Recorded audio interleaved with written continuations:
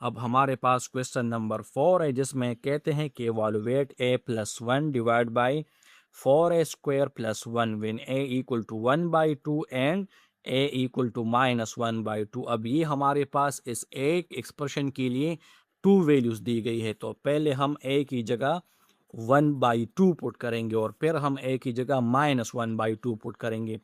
तो हम एक्सप्रेशन लिखते हैं a plus 1 divide by 4a square plus 1। तो a की जगह हम 1/2 पुट कर लेंगे प्लस 1, और फिर हम मेन फ्रैक्शन करेंगे 4 अपनी जगह, a की जगह 1/2 प्लस 1 आएगा।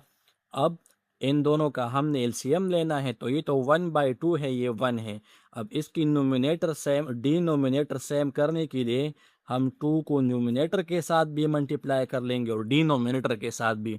1 के डिनोमिनेटर में एक 1 है जो कि हम लिखते नहीं है, सही है। अब हम ये 1/2 होल स्क्वायर है, तो 4 अपनी जगह, 1 1 जार 1, 2 2 जार 4 आएगा प्लस 1। अब 1/2 आएगा, 2 1 जार 2, 2 1 जार 2 डिवाइड बाय 4 और 4 कैंसल, तो 1 प्लस 1 आएगा। अब हमारे साथ इन दोनों का एलसीएम आएगा, तो 2 अपनी जगह और 1 प्लस 2 आएगा, और 1 प्लस 1 से हमारे साथ 2 आता है।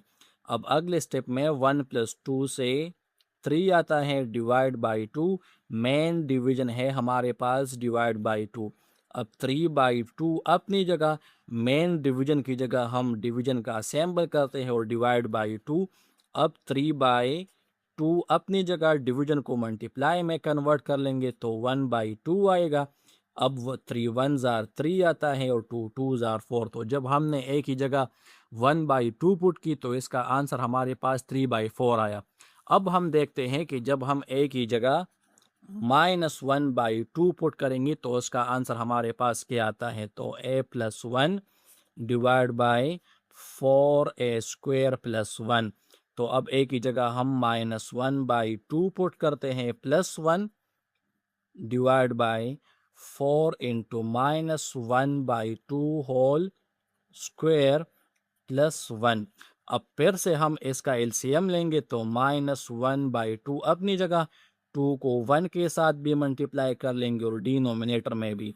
अब 4 अपनी जगह, 1 स्क्वायर 1 के बराबर है, 2 स्क्वायर 4 के बराबर है, और माइनस मल्टीप्लाई माइनस से प्लस आ जाएगा और प्लस 1।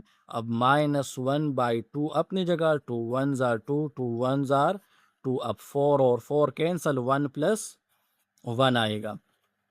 अब हमारे साथ ये मेन डिवीजन है, इन दोनों का एलसीएम आएगा, तो 2 इसका एलसीएम हुआ और -1 प्लस 2 आएगा, और 1 प्लस 1 से 2।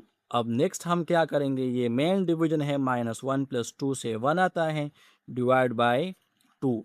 अब हम मेन डिवीजन को डिवीजन में कन्वर्ट कर लेंगे और फिर मल्टीप्लाई में, तो 1/2 मल्टीप्लाई 1/2 आएगा, तो 1 1 जार 1, 2 2 जार 4 आता है। तो एक का आंसर 3/4 आया और दूसरे का आंसर 1/4 आया। अब करते हैं क्वेश्चन नंबर 5 को सॉल्व करते हैं।